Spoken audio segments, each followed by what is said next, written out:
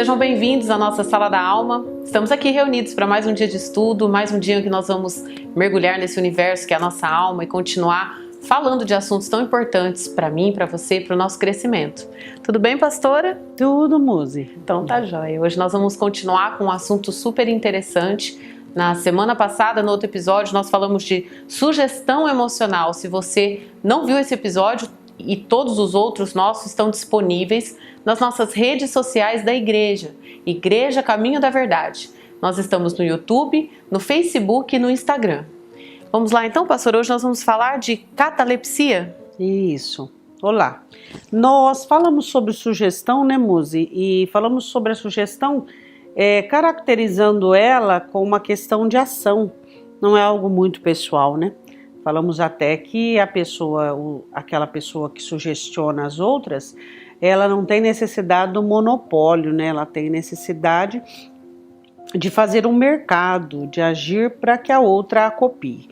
Agora, a catalepsia é uma coisa muito séria, né? É uma doença que se desenvolveu na sociedade atual, sempre existiu, mas agora com muito mais clareza, né? Muito mais evidência. A catalepsia é uma enfermidade, ela é física, né? E eu usei esse nome para atribuir a catalepsia emocional ou espiritual. É uma incapacidade de mover-se, uma incapacidade de falar, uma incapacidade de se posicionar onde outras pessoas posicionam você. E é sobre isso que nós vamos falar hoje. Mais agravante que a sugestão, Muzi, a catalepsia, ela surge de uma dependência absoluta da outra pessoa, como a outra pessoa trará definições emocionais e até racionais e anímicas àquela outra pessoa. Geralmente, essas pessoas que sofrem dessa enfermidade, que sofrem dessa doença, elas já vêm com uma redução desde a infância muito expressiva de autoestima, muito expressiva, muita carência, muita dependência, um comportamento muito dependente dos pais e sofreu alguns agravantes. Então nós vamos falar sobre isso. É uma infecção psíquica muito mais grave que a sugestão. Se na sugestão a gente copia ações, na catalepsia, nós dependemos da aprovação alheia, dependemos do comportamento alheio para que nós possamos atribuir os nossos sentimentos, né? Existem as formas de catalepsia em vários níveis, né? Nós temos os dos mais graves aos mínimos. Temos os mínimos onde as pessoas elas já supõem a ação do outro, supõe a resposta do outro e já de antemão já se comporta adequadamente para que não sofra nenhum tipo de agravo.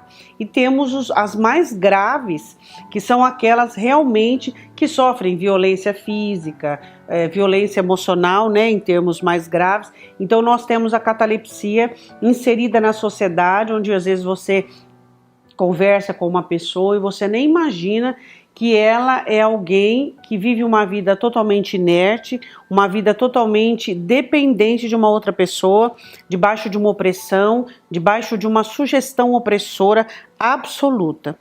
Pastor, então a catalepsia já é um agravamento da sugestão emocional. Isso, já é algo que já é bem interno. Quando a sugestão é com respeito a atitudes, a catalepsia é algo de um domínio emocional, onde a outra pessoa quer dominar suas emoções e seus pensamentos para governar as suas atitudes. Então, como que ocorre isso? Muitas vezes existem pessoas que sofrem desse monopólio alheio e esse fica muito velado, né? Muito velado. E é caracterizado assim como obediência, é caracterizado como respeito. E algumas pessoas, elas inventam algumas desculpas e algumas respostas para que elas possam disfarçar esse posicionamento e essa enfermidade e essa doença, onde as pessoas, elas vivem à mercê da vontade das outras, elas vivem à mercê daquilo que as outras pensam. E isso é muito pessoal, a catalepsia ela é uma coisa pessoal, ela é de pessoa para pessoa. Você começa a escolher as pessoas das quais você vai ser dominado. Por quê? Porque você escolhe pessoas segundo aquilo que ela tem a te oferecer. Então, se você é uma pessoa que busca por segurança, que busca por apoio, e quando você encontrar nessa pessoa essa segurança e esse apoio, e essa pessoa for um dominador, você vai se colocar debaixo do domínio dessa pessoa e de uma forma inconsciente você vai se abaixando, se rebaixando, se anulando e se colocando até que esse domínio exerça, até que esse domínio aconteça. Então a catalepsia não é porque nós não condenamos as pessoas que governam, mas nós queremos abrir os olhos daquelas que buscam ser governadas, né? Porque Deus não criou o homem para isso. Deus criou o homem, o ser humano, para que ele pense por si, para que ele sinta por si e para que ele seja responsável, né? Por suas ações, por suas atitudes. Então isso é muito importante. Quando a senhora fala de paralisação, no sentido de que essa pessoa então deixa de ter um progresso pessoal para ter um controle, né? Assumir então um controle para agir e passar a seguir a sua vida de acordo com aquele que a domina. De acordo com as perspectivas, de acordo com os padrões, de acordo com as definições. Então, geralmente as pessoas elas ficam mais sensíveis, elas ficam mais inseguras. Por quê? Porque é difícil você viver no seu corpo tentando saber o que a outra pessoa quer, tentando saber o que vai agradar a outra pessoa, tentando adivinhar, tentando deduzir aquilo que a pessoa quer que você faça. E aí faz o quê? Você vai perdendo a sua espontaneidade, você vai perdendo a sua naturalidade, e aí vai desenvolvendo o quê? Doenças psicossomáticas, doenças psicológicas. Por quê? Porque as pessoas elas vivem num estado de tensão, num estado de alerta, né? Por quê? Porque eu preciso agradar o meu dominador. Porque os relacionamentos, eles se iniciam assim. Eu entro com a minha carência e eu admiro você, e você tem para suprir essa carência. Mas você, junto com esse bônus, vem também o seu ônus. Qual é o seu ônus? O seu domínio sobre mim. Então você oferece aquilo que a minha carência precisa, mas o ônus é o seu domínio. Você está em todo o tempo me analisando, você está em todo o tempo me observando, me criticando nisso, me criticando naquilo, me apontando isso, e eu vou pouco a pouco nessa catalepsia, nessa sugestão, nessa situação de inércia, eu vou me sugestionando, sendo sugestionada até o ponto da subordinação. A pessoa se perde totalmente da sua... Não existe própria essência, né? Nem se fala nisso. Não existe a essência, pastor? Porque só pelo fato de você já ir buscar na sua carência em outra pessoa, você já tirou os olhos, né, da sua realidade, das suas próprias faculdades. A necessidade de sujeição às pessoas que sofrem dessa enfermidade, ela existe por conta de uma falta e de uma dificuldade de interpretação de uma carência lá atrás. Os nossos sentimentos, eles devem ser explicados e nós devemos explicá-los para nós mesmos. Nós devemos destrinchar, nós devemos entender aquilo que sentimos. Deve existir um confronto, deve existir uma interação, uma compreensão daquilo que sentimos. E quando isso não acontece, o que vai? Então eu vou ter uma necessidade de sujeição, vou pagar o preço da catalepsia para que alguém exerça domínio sobre mim. Então eu vou simplesmente substituir o senhorio. Eu estava debaixo de uma procura, de uma busca por uma mãe atenciosa, a atenção de uma mãe, a aprovação de um pai, não encontrei, passei aquela idade da infância, vou buscar na idade adulta uma pessoa que me enxergue, que me aprove, que goste de mim, que eu possa colocá-la em exposição diante da minha sociedade, dizendo assim, olha o que eu ganhei, olha o que eu conquistei, olha essa pessoa, eu sou amada por essa pessoa, mas ninguém consegue entender aquilo que existe dentro, né? Então isso acontece nos relacionamentos de pais e filhos, de cônjuges, até amigos, né?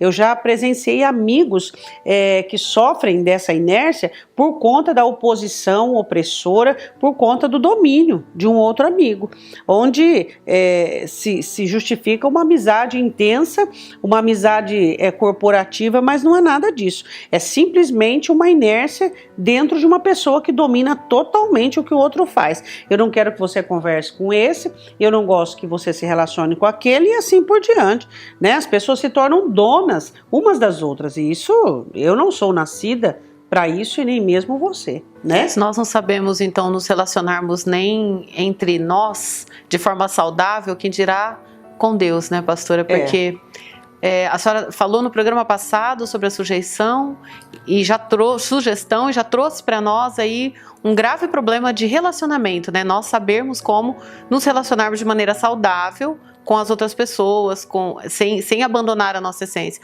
Agora já estamos no estágio mais grave disso tudo, né? O estágio crônico da sujestão é a catalepsia, onde pessoas ao seu redor, além de você ser sugestionado por uma sociedade ou por uma pessoa que sugestiona você, você é dominado por alguém dentro da sua casa, alguém dentro do seu trabalho. Feridas de rejeição. Pessoas que tiveram feridas de rejeição são muito inclinados à catalepsia. Por quê? Porque ela sente uma necessidade muito grande de aprovação e ela vai vender a própria alma para que isso aconteça. Então ela não vai entender e compreender, por mais que ela resista inicialmente, porque existe uma resistência inicial, mas ela observa aquilo que ela vai ganhar, né, com a sua subordinação, e então ela acaba sendo vencida por conta daquilo que ela vai receber e ela acaba se submetendo. Outra situação é a fragilidade diante da imposição. Então são 3 tipos de situações de pessoas que são inclinadas à catalepsia. Primeiro, substituição de senhorio, né? Pessoas que têm necessidade de substituir o pai, a mãe, o cônjuge, né?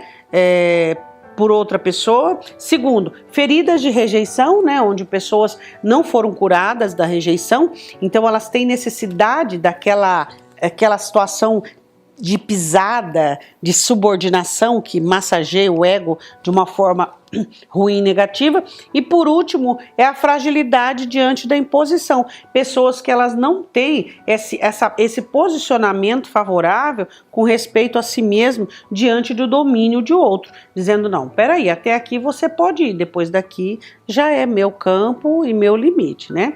Bom, quais são as características de um relacionamento onde se sofre a catalepsia? O influxo afetivo é muito pequeno, ou seja, a entrada de sentimentos é migalha.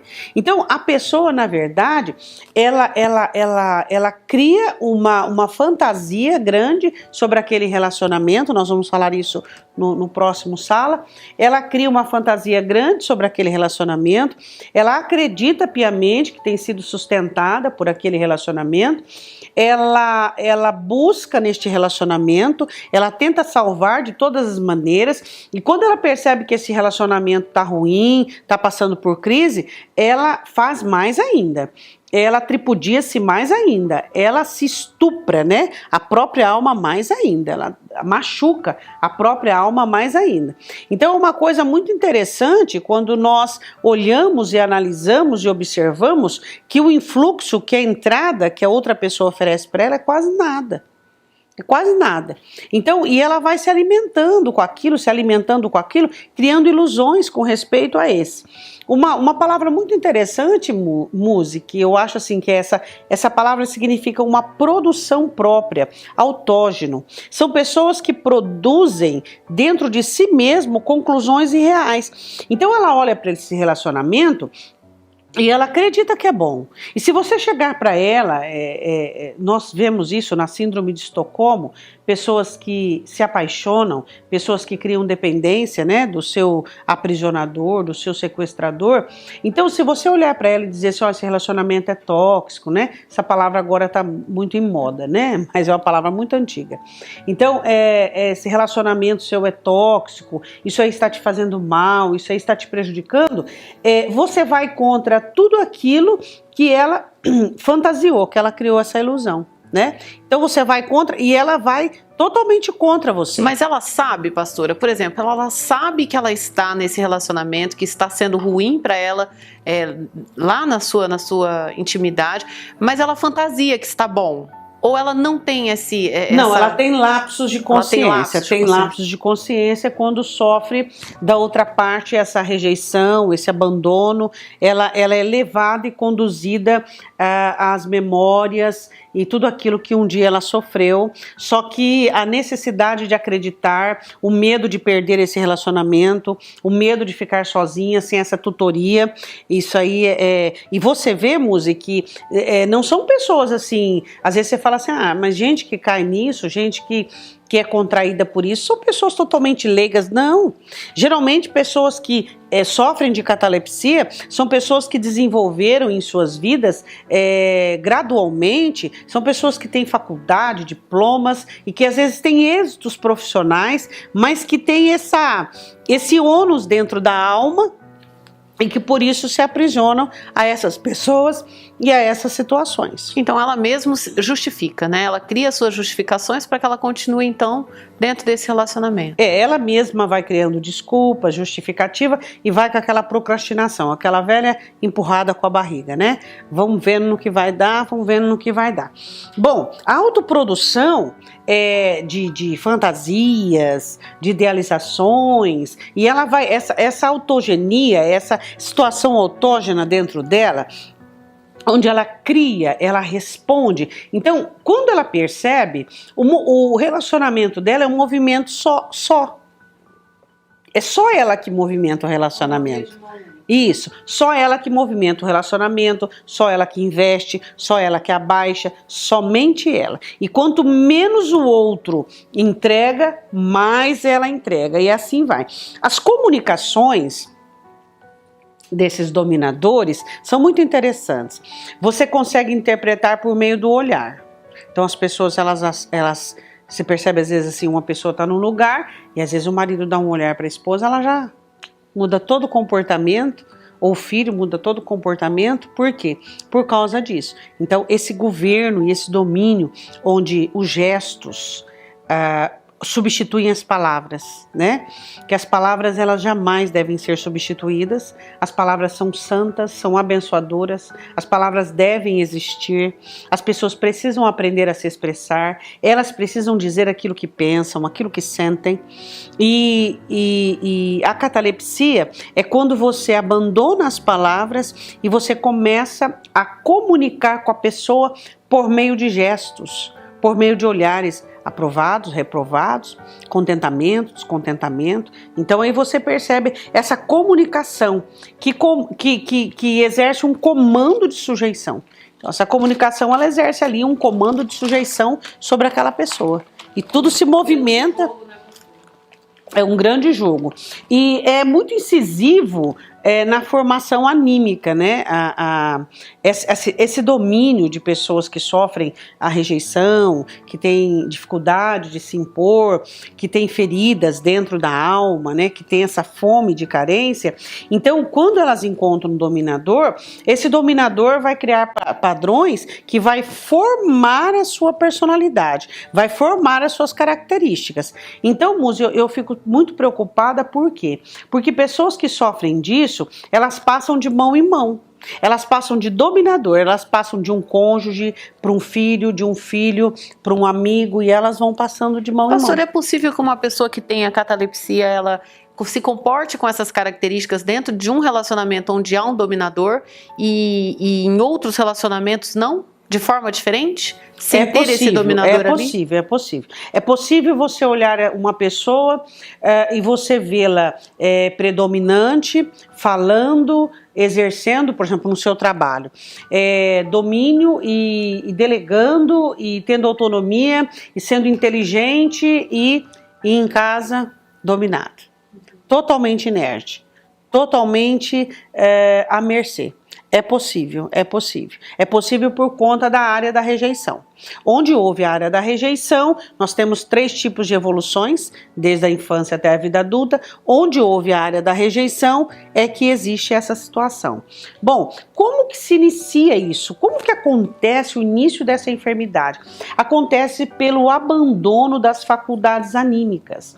Quando nós começamos a nos abandonar, isso é gradativo e parcialmente, nós vamos parando de pensar, nós vamos parando de enfrentar os nossos sentimentos, nós vamos parando de falar sobre aquilo que nós sentimos, então nós vamos abandonando as nossas faculdades anímicas e nós vamos nos colocando à mercê dessa enfermidade, dessa doença. Então, quando nós abandonamos o desenvolvimento, o crescimento da nossa faculdade, o que vai acontecer conosco? Nós vamos cair o quê? Na necessidade de impulso. Então eu vou trocar o meu raciocínio por uma ação de impulso. Eu vou trocar, por exemplo, o meu sentimento por uma ação de instinto. Entende? Então, ao invés de eu pensar e raciocinar, eu vou ter ações de impulso. Então, ao invés de eu sentir, eu vou ter uma ação de instinto. Então, essa precocidade, essa falta de maturidade, que muitas vezes as pessoas elas não procuram, elas não buscam, vai levar essa pessoa a ganhar do outro, porque não vai faltar pessoas que queiram adotar você, não vai faltar pessoas que queiram manipular você. Então, se as pessoas perceberem que você abandonou a sua própria essência, abandonou as suas faculdades anímicas e que você age por instinto e por impulso, você será um candidato, uma presa a sofrer disso, onde pessoas irão manipular você. Entende? Então, eu conheço muitas pessoas que sofrem, né? Por exemplo, tem pessoas que quando o cônjuge ou alguém chega e fala uma frase mais dura, mais rude e fala com um posicionamento onde a pessoa leva aquele susto, aquele choque, a pessoa tem uma queda enorme de energia, a doença, a enfermidade já começa a aflorar. A pessoa começa a perder as forças, por quê? Porque ela sente aquela oposição de energia do outro e ela não tem reação, ela nem sequer blindagem, às vezes nem preciso reagir àquilo que o outro diz, mas só pelo fato de eu não deixar aquilo entrar e eu aprender a retirar aquilo da minha alma de uma maneira saudável, eu já faço o suficiente para eu sobreviver. Pastor, então é importante a gente entender bem que é algo que vem, é uma doença que vem do nosso próprio abandono. Não necessariamente eu possa ter vivido por exemplo, é diferente de um lar onde você vive esse domínio, você vê isso acontecer na sua família, ou a violência, ou o abuso de autoridade. Isso também traz essa doença ou somente ela vai acontecer aqui dentro? Quando eu me abandono, não me conheço, não presto atenção, das duas formas? Tanto se eu tiver experiências negativas dentro da minha casa, na minha infância, desde bebê, onde eu não tive recursos, onde eu não tive condições, tá? E também pelo meu próprio abandono, por eu não ter instrução, onde eu tenha aprendido a conservar e a lidar com as minhas necessidades. A criança, ela precisa aprender a lidar com a frustração, com o não, com o sim. Ela precisa ter essa moldura emocional dos pais. Antigamente se dava para os filhos arroz e feijão, né? Vamos criar assim. E o ser humano criava-se dessa maneira. Hoje nós sabemos que não, né? Hoje nós sabemos que o ser humano, ele precisa sim do arroz e do feijão, mas ele precisa de uma educação emocional. E uma coisa muito importante que caracteriza essa enfermidade é que a pessoa, ela continua tendo paixão, ela continua tendo entusiasmo, e muitas vezes essa paixão, esse entusiasmo vai caracterizar em uma característica da personalidade dela. Por exemplo, quando ela te passar por um momento alegre, ela terá muita euforia. Quando ela passar por um momento triste, ela terá muita tristeza. Então, as características dela vão continuar ali dentro e vai ter toda esse despender inadequado. Então, ela vai ter, por exemplo, ápices de excitação, ápices de paixão, ápices de tristeza, ápices de depressão. Então ela vai olhar para si e ela vai perceber que ela tem uma instabilidade. Essa instabilidade é uma coisa tão interessante, música. Eu acho assim, o ser humano é uma coisa interessantíssima. Eu sou apaixonado pelo ser humano nesse sentido. Interessante, ela tendo essa instabilidade, até mesmo por conta de não saber como corresponder ao outro, ela vai passar por infantil e imatura, dando ao outro um bônus para que ele possa humilhá-la mais ainda, para ridicularizá-la. Então, ela age com um comportamento infantil, imaturo, por conta de toda essa carga, né, que ela traz dentro de si, onde ainda existe características, e por ela não conseguir administrar isso, ela vai ser tida como fraca nos momentos de tristeza, onde ela não tem suporte para aguentar as situações. Então ela vai ser taxada como fraca, uma pessoa fraca. E quando ela expor a sua alegria, seu entusiasmo, ela vai ser taxada como infantil, dando ao outro uma condição de diminuição ainda a ela. Então, aí acontece toda essa situação. Pessoas que sofrem dessa doença, eu já disse, mas eu vou repetir, ela tem uma necessidade de criar no outro uma imagem idealizada, né? Então ela até quando você escuta ela falando dessa pessoa para uma outra, ela coloca características e ela coloca adjetivos totalmente reais, que ela cria na sua imagem idealizada. Só ela consegue ver. Então, sempre tem uma consideração. Aí, quando a outra pessoa, por exemplo, diz, mas eu conheço ele, mas ele é trabalhador, mas ele é isso, mas ele é um bom pai. Quer dizer, um péssimo marido, faz violência física, mas é um bom pai. Você entendeu? Então sempre haverá uma situação de compensação. E é por isso que as pessoas estão cada vez mais doentes, que as pessoas estão cada vez mais omissas com respeito aos seus próprios direitos, com respeito à sua própria saúde, tanto física quanto emocional, né? Bom, vamos lá. O alvo, eu quero falar sobre o alvo de fé agora. A necessidade que essa pessoa tem, que sofre dessa doença, de acreditar. Então ela cria uma necessidade muito grande de acreditar. Então ela, pela imaturidade, obviamente desenvolvida por conta destes relacionamentos tóxicos e nocivos, ela cria uma necessidade de acreditar em tudo. Então são pessoas que entram em roscos, são pessoas que falam, mas eu não acredito que essa pessoa vai replicar o que eu disse. Eu não acredito que essa pessoa replicou o que eu disse ainda de uma forma errada. Então ela cria uma fé, assim, uma fé nociva nas pessoas, sabe? Uma certa imaturidade de lidar com as pessoas, acreditando em tudo que as pessoas dizem, da mesma maneira que ela lida. Então ela vai replicar aquele relacionamento de uma maneira ruim. Então ela vai acreditar, ela vai ter fé, ela vai ter necessidade, por exemplo, de ter segurança.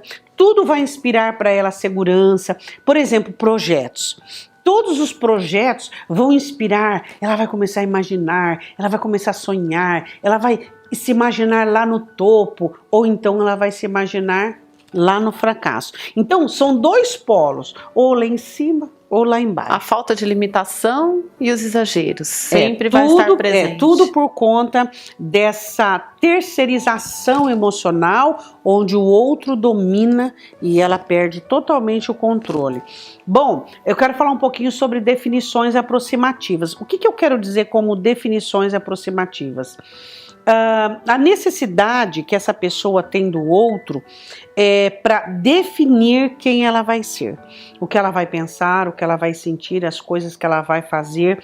Ela não tem uma jornada solo, ela não tem uma jornada individual, ela precisa daquela outra pessoa para suas definições, a base. Ela pode ser alguém promissor na área de trabalho, mas a base quem vai dar é a outra pessoa, e ela precisa dessa outra pessoa para que ela possa ficar bem, viver bem, e ela não consegue enxergar, né, as próprias características, as próprias qualidades, e quando ela sofre por amor, por perda, ela fica com dúvidas sobre si mesmo, ela entra numa crise de rejeição, de baixa autoestima.